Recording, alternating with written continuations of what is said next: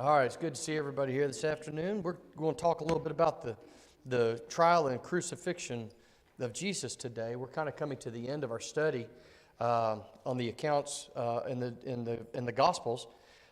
The account of his death, burial, or trial, death, burial, and resurrection are common to all of the accounts, but we're going to talk about that just a little bit this afternoon. So let's go. Give me just a second. I find my.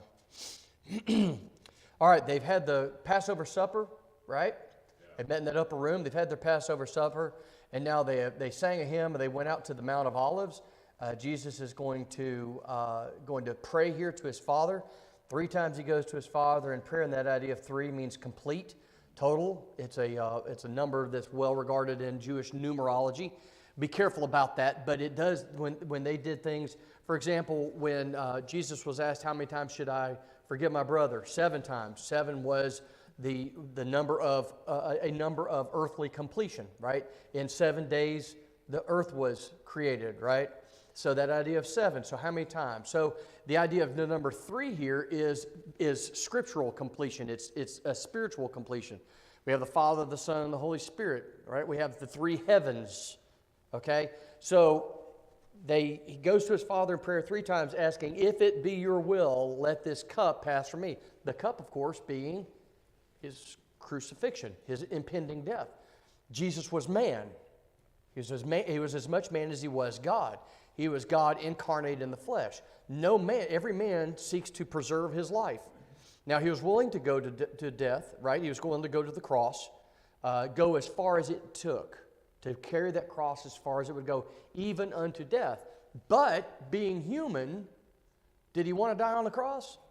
Remember, as a Jew, he would have seen people being crucified. This was common behavior for the Romans to kill criminals, execute criminals by crucifixion.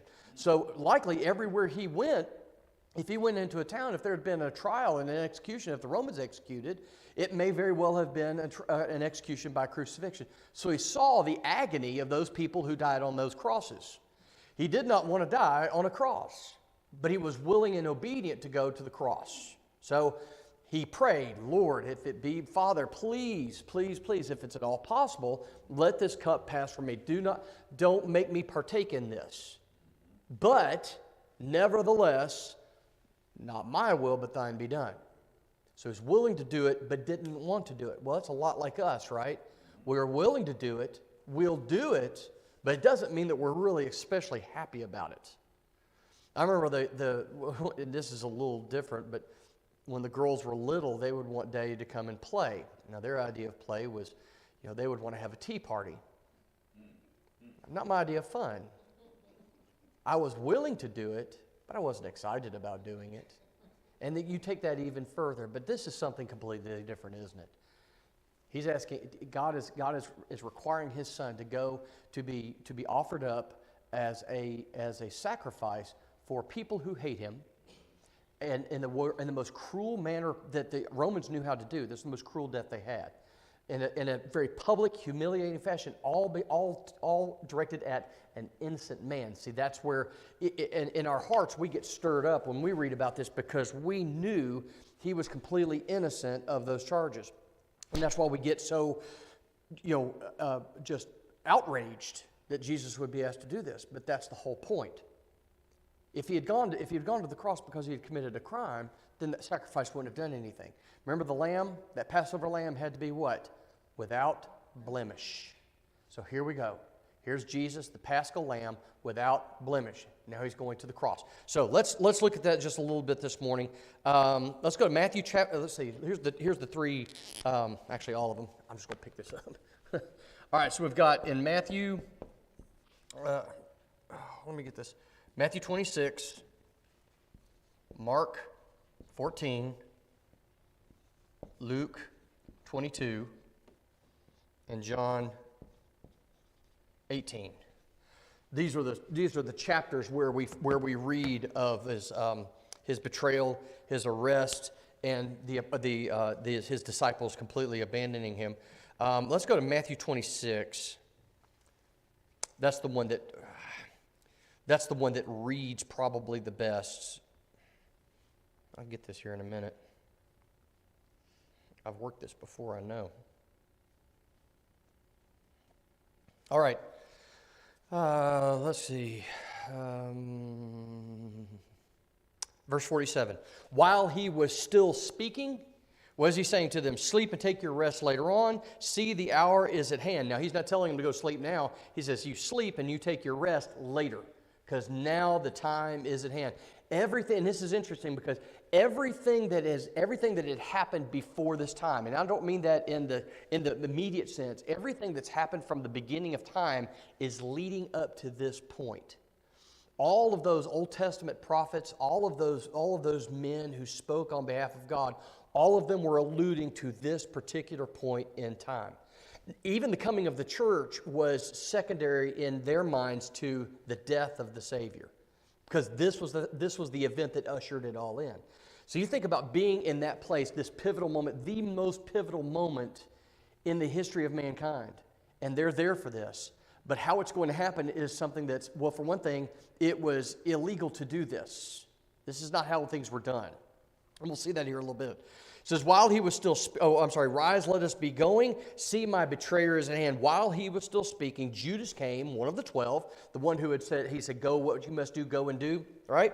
He came with him a great crowd with swords and clubs from the chief priests and the elders of the people. The one I will kiss is the man, seize him. Came up to Jesus at once and said, greetings, Rabbi. How absolutely duplicitous is that? To walk up to the man you're going to betray and act as if you were coming as a friend.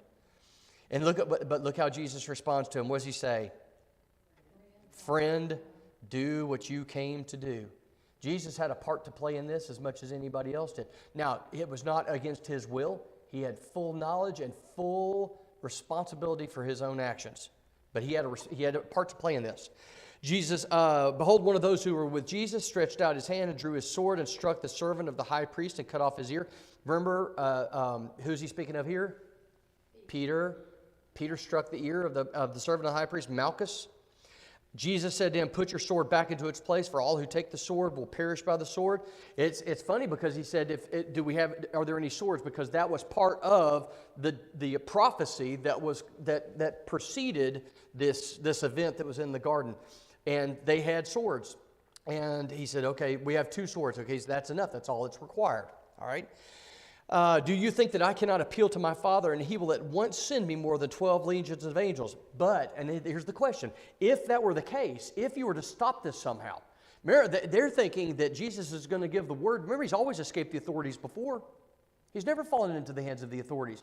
Everybody else has. His cousin, John, had fallen into the hands of the authorities, and they killed him. But he had always managed to escape that punishment that was going to come to him if it had been allowed. So they're thinking, okay, Jesus is going to give the word, and here we go. And we've seen what Jesus can do.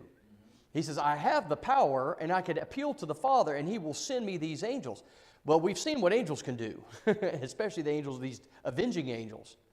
But he says, but then, how should the scriptures be fulfilled? If God sends his angels to destroy these people, how are the scriptures going to be fulfilled? His obedience was absolutely necessary. As distasteful as what was going to happen, it had to happen. It was absolutely necessary. Remember that Passover lamb? That Passover lamb would not do a thing until you killed it. You could raise it up and it could be perfect without blemish. You can love on it. But until you kill that Passover lamb, it won't fulfill the purpose which it was intended for. All right. So he says at that hour, Jesus says to the crowds. He kind of puts them in their place. He says, "If you come out as a robber with swords and clubs to capture me, I like this. You come out at night with swords and clubs, and every day I was with you, and you wouldn't lay hands on me." I will say this, just as kind of an addendum, after the raising of Lazarus, the Sadducees came together and tried to figure out a way that they could destroy him. Now we're going to get into that in just a couple of moments because we're going to see the pattern that's going on. They had decided that he could no longer exist as a threat to their power, not knowing, of course, that they were planning against God, but that was their issue. And remember, this is the Sadducees, not the Pharisees. Because what did Jesus speak about? Resurrection. Oh, no such thing as resurrection. We got to snuff this out. All right, so continuing on. But all this has taken place that the scriptures of the prophets might be fulfilled. He's kind of throwing their own scriptures back in their face.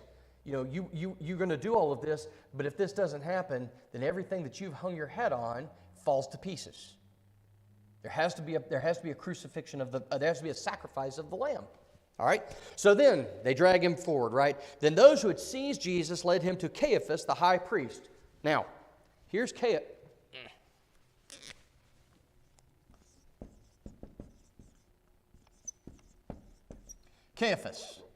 Caiaphas was the high priest, except that he wasn't. Annas was the high priest. Caiaphas was his son-in-law. Annas. How long was this high priest? How long was their office? Was it a year or 2 years or 30 years? When it was time, typically the high priest, his son, or a family member who had been raised to be the high priest would be his high priest after he was gone. Many times they died as high priest, and then there was one that was brought in. And if there was something that happened and they had to leave that, then it always had to come from the right family, though, remember? That was essential. See, Caiaphas had no right to serve as high priest. He was installed as a high priest by the Roman authorities. Annas was deposed because he supported a man who the Romans had to come and remove from his place. Annas was loyal to the man that they removed, and they needed someone who was going to be a little bit more pliable. So they installed Caiaphas, his son-in-law, as high priest. Now, the two of them, essentially what happened was Caiaphas gave the impression that he was going to play along with the Romans, but actually Annas was behind the scenes directing things. Caiaphas was the public face of the high priest. Annas was behind the scenes actually acting as high priest. In fact, many times they would bypass Caiaphas altogether. They would take people to Annas exclusively because he still wielded that authority. And he had a great reputation amongst the people. He was of the Sadducees. Both Annas and Caiaphas were of the Sadducees. Now, the Sadducees were typically very much well thought of by the wealthier Jews of the day, the less pious, the ones who had been given into Hellenistic tendencies. They were adopting Roman culture. So, Annas was a problem for the Romans, but Caiaphas was one that would play along. Now, the Romans, anyway, I'm not going to get too much into Roman politics about all this, but this is who they do. They seized him, they led him to Caiaphas, the high priest, although he wasn't really, where the scribes and the elders had gathered. And the scribes and the elders, again, this is an unholy alliance. A lot of folks have come together on this, and they all say the same thing. This Jesus has to go. Now, their goal was, another little aside, I'm just trying to remember all of this stuff out of my little brain. They needed to get rid of Jesus. All right? And they needed to get rid of him immediately. The issue was that the Jews were not allowed to execute those who were guilty of Mosaic law. In order for an execution to take place, they had to go to the Roman authorities. The Roman authorities refused to put someone to death for violation of religious law. We would put them to death for Roman law, but not for Jewish law. So what had to happen? They had him, in their minds, they had him on blasphemy. Now, for them, blasphemy was a death sentence, but they could not put him to death. So they had to get the Roman authorities involved. Now, the Roman authorities would not put someone to death for religious law. They didn't care about blasphemy. They thought that the Jews were blasphemous anyway for believing in one God. So what did they have to get Jesus on? Some form of Roman law. Now, the best way to do that is sedition. Okay, so we've got to pin some form of rebellion. Now, the Romans were very quick. If somebody was trying to put themselves up as an equal to or greater than Caesar, then they were going to step in and they were going to take full control of the situation and put that man away because they could not have that happening. They'd already remember, the Jews were a troublesome folk. They were difficult to govern. So they constantly had people, this one God is greater than Caesar? Absolutely not. So they were always trying to stamp out these minor rebellions. So they had to get Jesus. The Jews realized they couldn't get him for anything else. They had to get him on violating some form of Roman law. So that kind of informs us as to what the proceedings are, what they're going to try to do. For one thing, they're going to cement firmly in their mind that he did, in fact, violate Moses' law. In their minds, remember. Not in actual law, but in their minds, he had violated Moses' law. The best way to do that is find him guilty of blasphemy. All right, so continuing on. Peter was following him at a distance as far as the courtyard of the high priest, and going inside, he sat down with the guards to see the end. What's going to happen here? Peter's probably thinking, okay, in any minute now, Jesus is going to show himself in his power. He's going to smite these people, and he's going to walk out triumphant with his head held high. How is this going to play out? In his mind, he knew the end, but he wasn't quite sure what was going to happen. Now, the chief priest and the whole council were seeking false testimony against Jesus that they may put him to death. But they found none, though many false witnesses came forward. In fact, so what that tells us is even their false witnesses weren't saying the right thing to get him on what they needed to get him on. Listen, if we can get him on blasphemy, even though we can't kill him, we can go to the authorities and get him on Roman law, and then we'll have this man out of our midst. So there was a lot of hoops they had to jump through. So what do they have to find? They couldn't find any good witnesses that would tell the truth and find him guilty, so they had to find false witnesses, and even then the false witnesses weren't giving them what they needed. So at last, two came forward and said, I am able to destroy the temple of God and to rebuild it in 3 days. Now, is that what he said? Were those the words that came out of his mouth?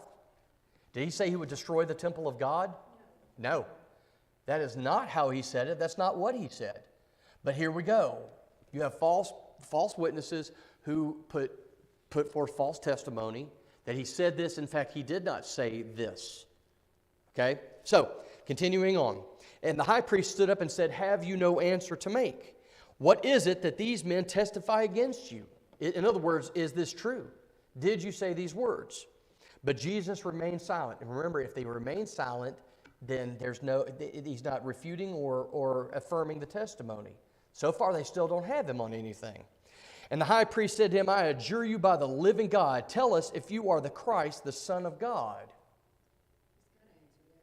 He does, and remember this, they knew that he was the Christ. They knew that he was the Son of God. They simply didn't accept him. They didn't want this Christ. They wanted another Christ, one that would be more pliable, one that would be willing to act as a hammer against the Romans. So they knew he was the Christ. They couldn't deny he was the Christ. With everything he did, the authority by which he spoke, the miracles that he performed, all of these things, they could not deny that he was the Christ. So it's interesting that they ask him this question. But this is what they ask. He says, you have said so, but I tell you. Now when he says, you have said so, he's not saying yes or no. He's saying, you've said so. You say that I'm the Christ. But I tell you, from now on, you will see the Son of Man seated at the right hand of power and coming on the clouds of heaven. Did this go over well in verse 65? Far from it.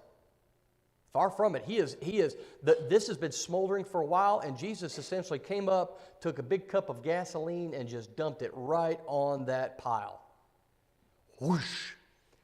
The high priest tore his robes and said, he has uttered blasphemy. What further witnesses do we need? You now have heard his blasphemy. What is your judgment? So the entire crowd said what? When it says they, that means without exception. They answered what? He deserves death. So in their minds, they have fit all of the criteria to put this man to death. See, what they're able to do now is in their consciences are clean. That's like taking an innocent man into a back room, in a police back room, and beating him until he admits the fact that he was there when he said when he wasn't there. This is all they've done. They have not conducted this trial in the manner that it was intended from the very beginning. They took an innocent man, they falsely accused him, they beat him, figuratively beat him until he admitted something.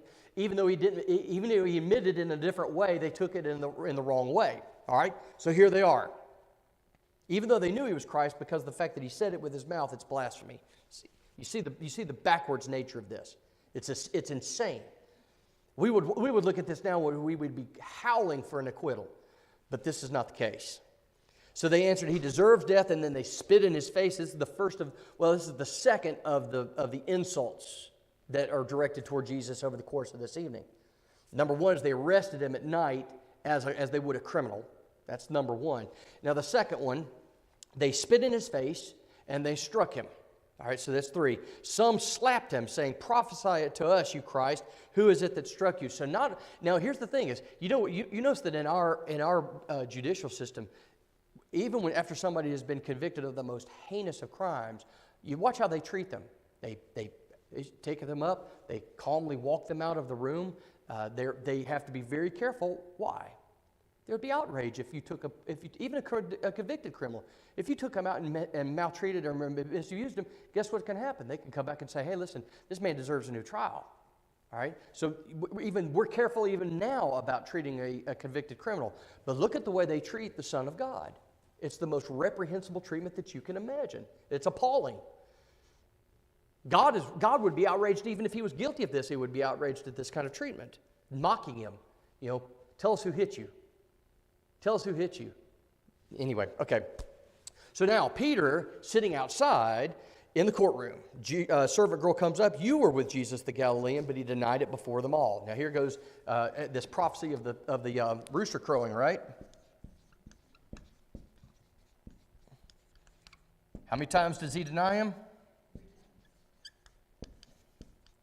Remember what the word three means. Or the number three, okay? All right, so "I do not know what you mean." And when he went out to the entrance, another servant girl saw him and said to the bystanders, "This man was with Jesus of Nazareth." Now, remember who Peter is.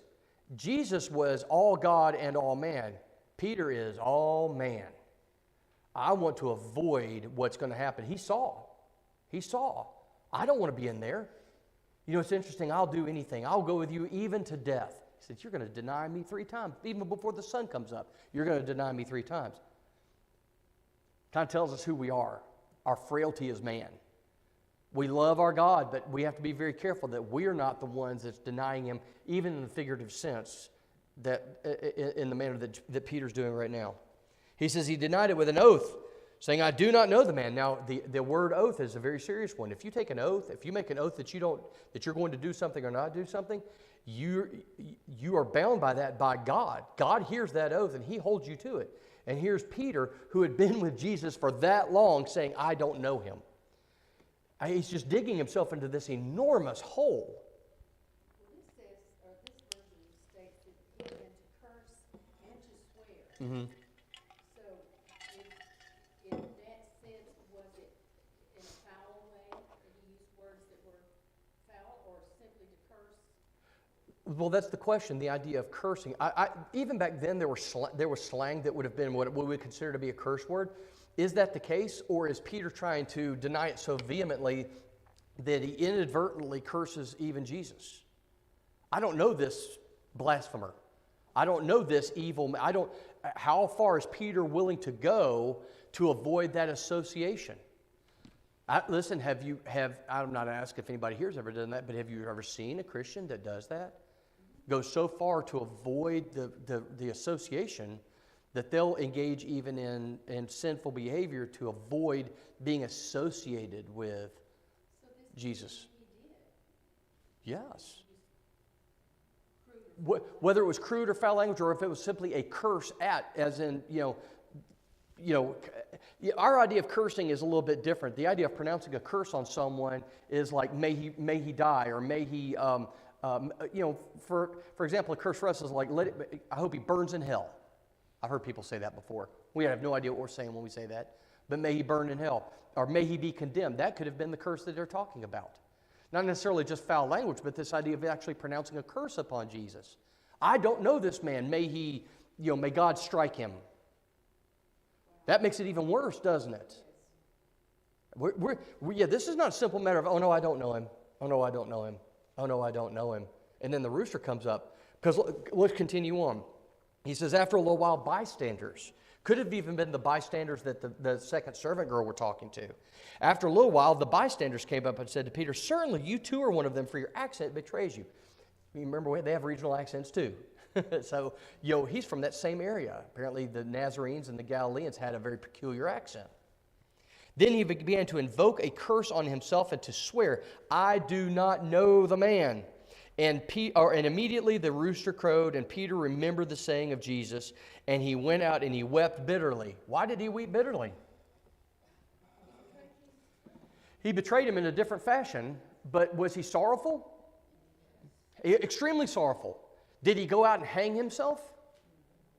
So you have two different reactions to the same thing. Judas betrayed him, realized his error, and instead of turning back to Christ, he turns his back on everything, even to the point of taking his own life. And then you have Peter, whose heart was close to God. I mean, remember, Peter said, I would never do that. And I think in the heat of the moment, he genuinely believed that. I would never betray you. I would never turn my back. I would never deny you. Then he does it 3 times. The rooster crows, but what does Peter do? Peter turns back to God. He weeps bitterly, and we're going to see that here because Jesus makes a very poignant statement after all of this is over, when he's resurrected. All right, he makes a statement about Peter, and I think it's an important one. All right, so then all of this has happened in this very short period of time. When morning came, now remember, morning is at 6 in the morning, so we're not talking about 9 o'clock. We're talking about very early in the morning. When morning came, all of the chief priests and the elders of the people took counsel against Jesus to put him to death. Well, they have him on blasphemy, but remember, they can't kill him. They have to find some way to execute this man. And they bound him and led him away and delivered him over to Pilate the governor. Pilate was the only one that could issue a death sentence against a Jewish national. That's the only way that it could happen. So they take him away to Pilate. Hopefully this Roman, if we present just the right evidence, this Roman will do our dirty work for us. He must be killed. He's the only one that can do it. Let's take him to him. When Judas, this talks about Judas, when he saw that he had been condemned, he was thinking, okay, Judas, this Jesus, he's always managed to get out of it before, and now he sees Jesus led away in handcuffs to be taken before the Roman governor, and he realizes that he stands condemned of death. And what does he do? He changed his mind, and he brought back the 30 pieces of silver to the chief priests and the elders. Like that, he changed his mind. Now, the idea of changing your mind infers what? A repentance. Infers a repentance. He changed his mind. He says, I have sinned by betraying innocent blood. So far, so good. Man, Judas, you got this, right? You've sinned. You realize that you've betrayed innocent blood. Now, what are you going to do? They said, what is that to us? See to it yourself. And throwing the money, the pieces of silver into the temple, which is kind of ironic, isn't it? That's the last place those pieces of silver needed to be. Anyway, that's a whole different thing about the temple. All right, he departed and he went and hanged himself. Now, as Peter turns back to God and back to his Savior, Judas has decided that there's no hope for me. The helplessness and the overwhelming despair of his position has taken over. This is a lesson to us, right? There is no depth that we can travel that we cannot be brought back up of. Ask Jonah. There is no depth to which we can sink that God will not reach down his hand and pull us up out of that. And not just pull us up, but restore us completely to himself. Judas didn't learn that lesson. He refused to learn that lesson. Peter didn't, okay? But the chief priest, and this is, again, ironic and so almost comically ironic, although it's not, it's just a sad commentary. He said it is not lawful to put them into the treasury since it is blood money. They gave this man money to turn him over to be put to death, and they won't take the money back because now, and this goes to show their attitude and their understanding of spiritual things is completely off key. Because it was in the hands of someone, it had been given to someone to betray someone, it could no longer be put into the treasury, God's treasury, because it was blood money. It's pathos at its absolute worst and best. So they took counsel and bought with the money the potter's field as a burial place for strangers. All right, verse 11. Now Jesus stood before the governor, Pontius Pilate. The governor asked him, "Are you the king of the Jews?" Jesus said, "You have said so." But when he was accused by the chief priests and elders, so what's happening? He's before Pontius Pilate.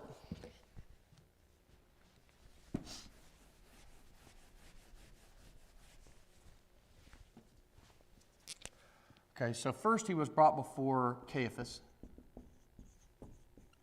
right? He went from Caiaphas, he was convicted.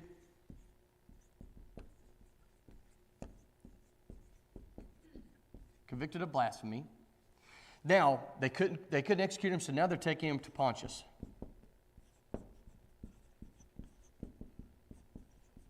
All right. Now, there is no one in the Roman Empire that can bear witness against this man. It's a religious thing. It's none of their concern. They really don't care. But in order for him to be convicted of charges under Roman law, they have to bring him before the Roman governor. So here he stands. He says, the governor, when he was accused by the chief priests and the elders, he gave no answer. Pilate said to them, do you not hear how many things they testify against you? Under Roman law, a prisoner was given 3 opportunities to speak on their own behalf. After those opportunities were exhausted, it was a default judgment of guilty.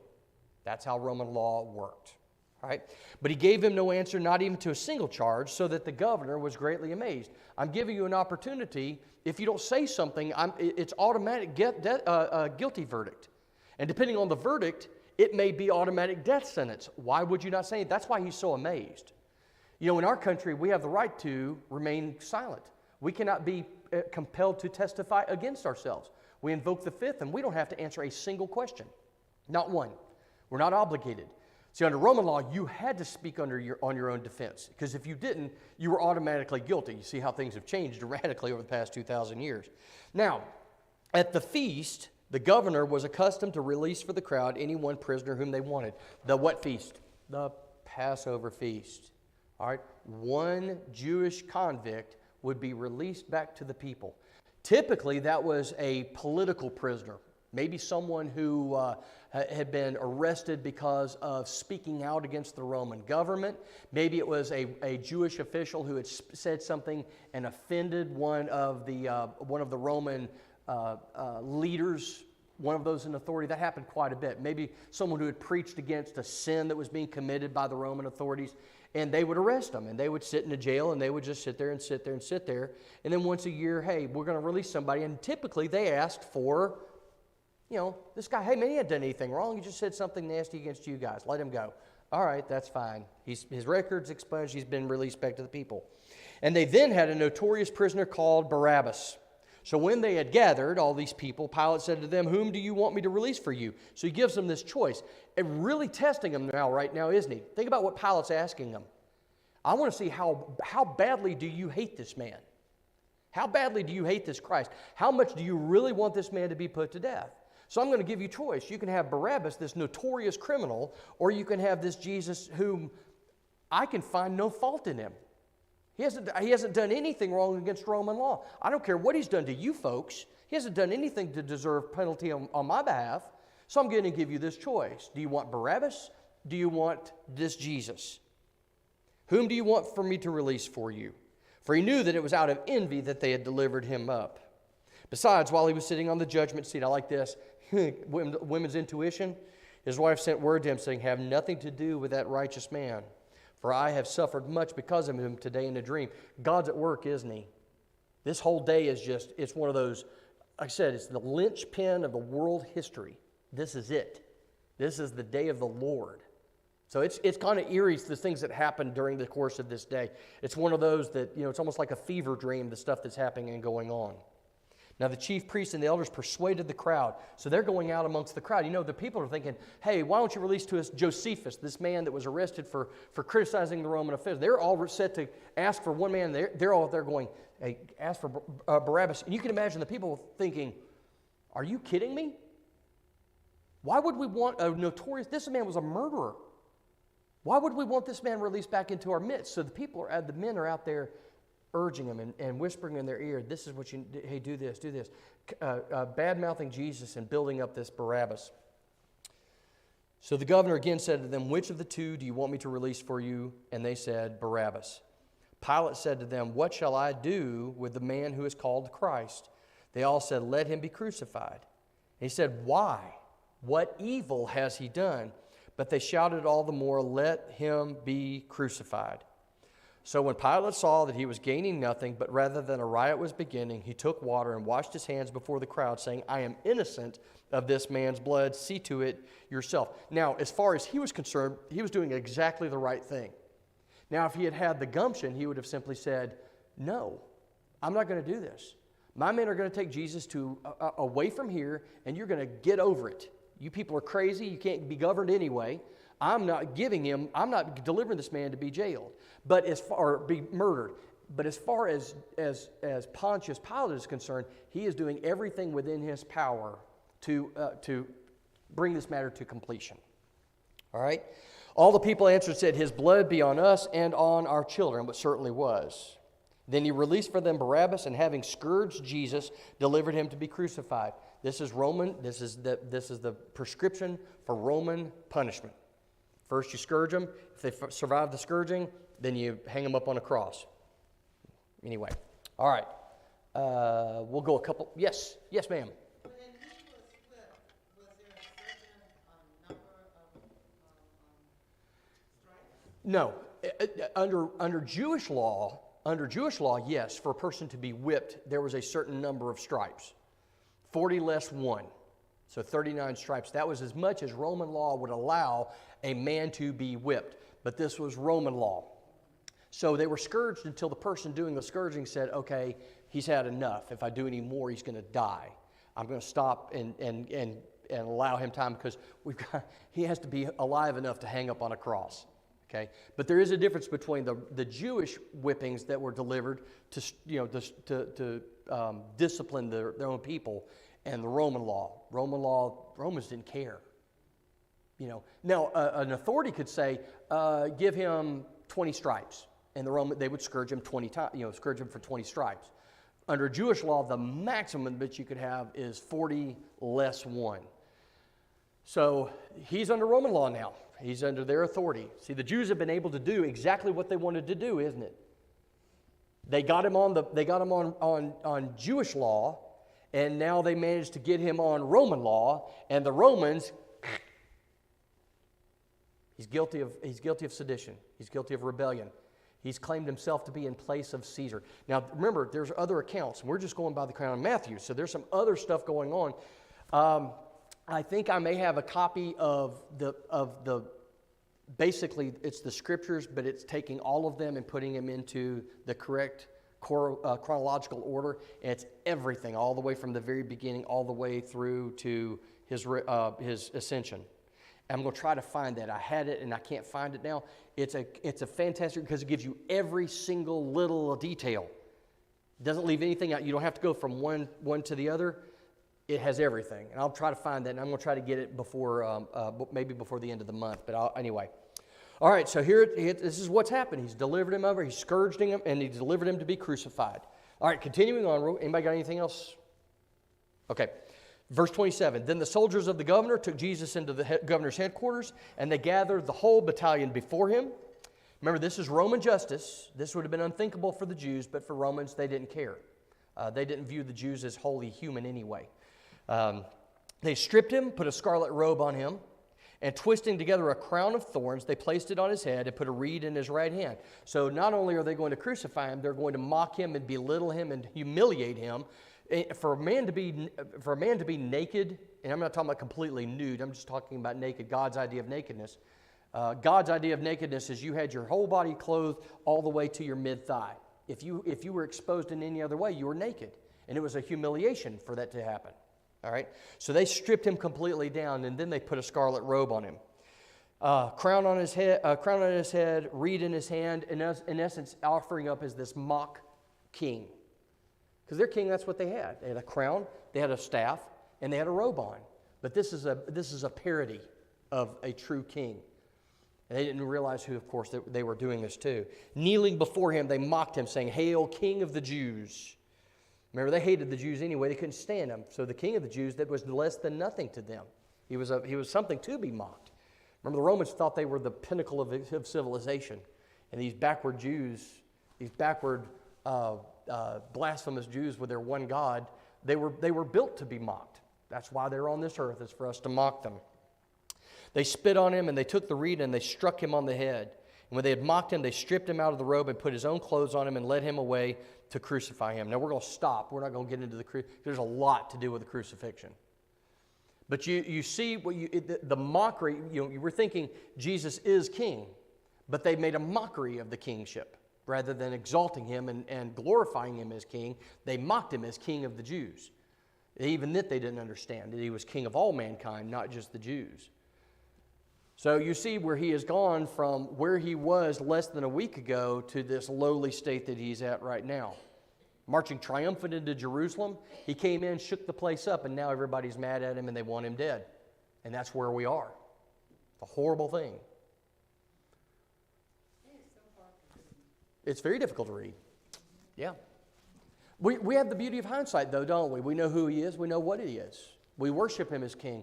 So when we say, think about it. We don't want to see people that we love and appreciate humiliated in such a fashion. It's difficult for us to read, knowing full well that it had to happen. I think that's where the disconnect is that we know that if this didn't happen, then we're lost. This had to occur. I think we'd have felt better if he had just marched him out and cut his head off immediately, but that's not what happens. He's in the hands of the Romans now.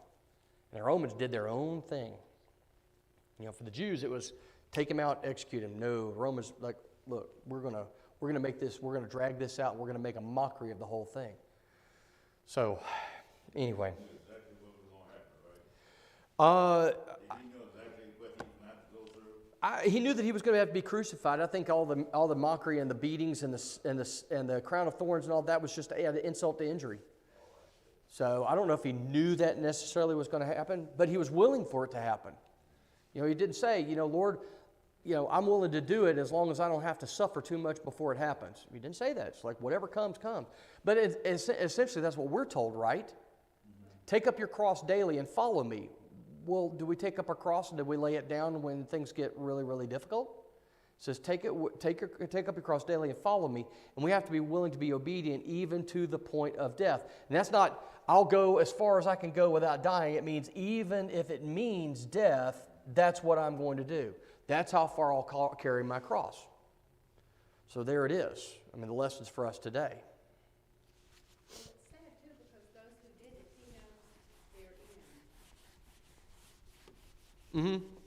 It's every part of it, every single part of it. But there's a beautiful part of this, and we'll get into it next week. If you remember at the very end, when the darkness falls, when the darkness falls the earth, and all of these things happen, and he says, Father, unto thy hands I commend my spirit, and he breathes his last, and all these things happen. Even one of the Roman soldiers says, truly this was the Son of God.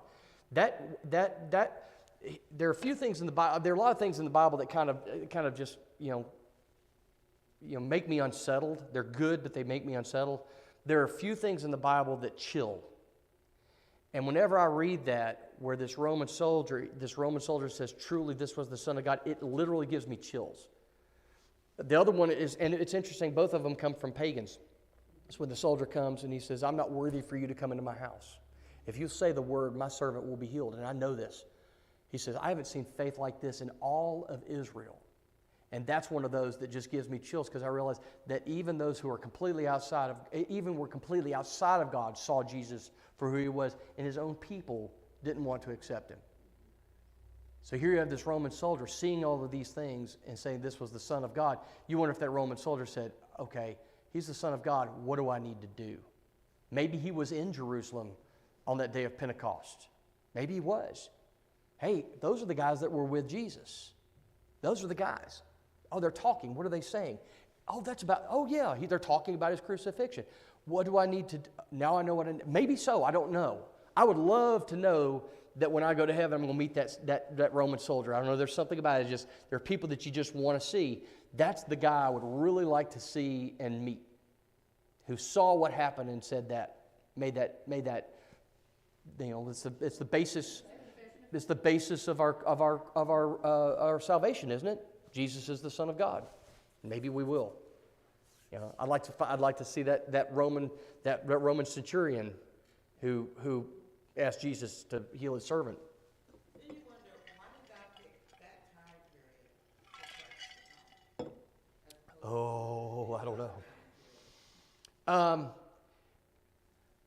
I'm not about to tell why, but if you look at the world stage at that particular moment, it gives you a lot of indication about possibly God's reason for that particular point in time. The Jews were in a tipping point. Too much longer, and they would have given themselves completely over to Hellenistic. They would have gone completely into the world. They were already headed that direction. Honestly, the Pharisees, while they were a problem for Jesus, the Pharisees were the ones that were actually, before Jesus came, they were the ones that were actually kind of keeping the people's mind focused on the Torah. If they weren't there, the people really would have said, hey, listen, the Sadducees, man, they've got it together, man. They've got money. They're in good with the Romans. They don't have any problems. They tend to get along very well. And the idea of if they had left it much further, the people may have completely gone over that there would have been no receptive hearts when Jesus came. But as it was at that point where there were people who were clamoring for something because there was nothing for them. Their needs were not being met. And I think that was a major portion of why. You know, of course, God didn't ask me. Yes, sir. I was going to say, it also, if you think about how they were treating the temple as a marketplace, they were taking advantage of those who didn't have money. They were taking advantage of them because they had to sell them the pigeons or whatever. And it fulfills Scripture when the prophet was talking about how the farmers were getting fat off of the sheep and not leaving anything for the sheep. They'd exchanged the gods, haven't they? Because if you remember, the biggest problem with the Jews when they were taken into captivity is that they had gone over to false idols. When they came out, that worship of false idols had been drummed out of them. They never went back to the false idols. But they did put an idol in its place, didn't they? What was the idol? Money.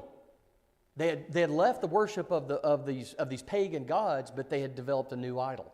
And that idol was money. It was their false god. That's why Jesus says you cannot serve God and mammon. One of the two.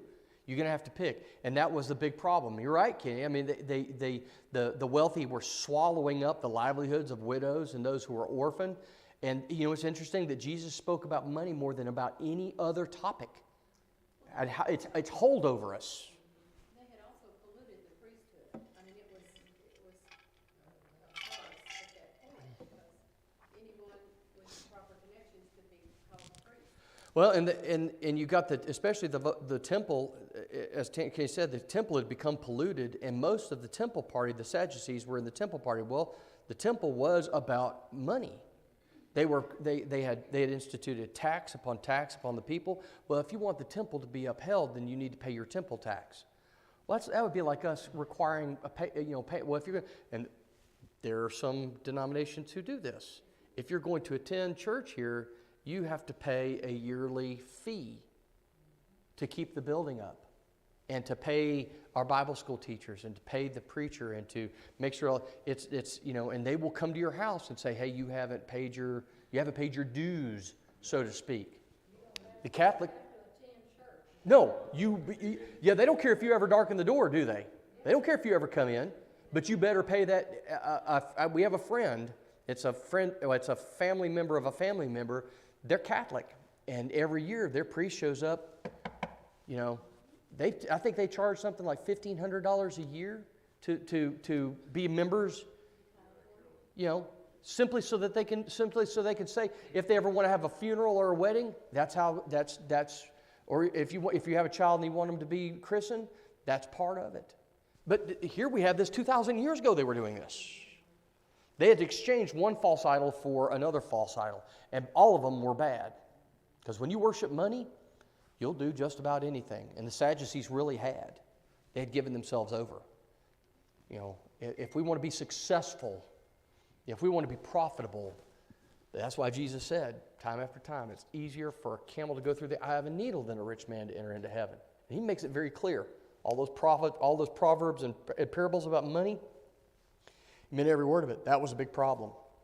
So I don't know if that answers the question, but I think it's, like I said, if that is in fact the reason, may or may not be, but we certainly can look at the circumstances that were going on what's happening at the time. What's the cultural norm at the time? And it was, the people were, if he had waited much longer, there may not have been much of Israel to send Jesus to. So, all right, now we're done. 667. We'll stand and sing. If there's any need, please let us know.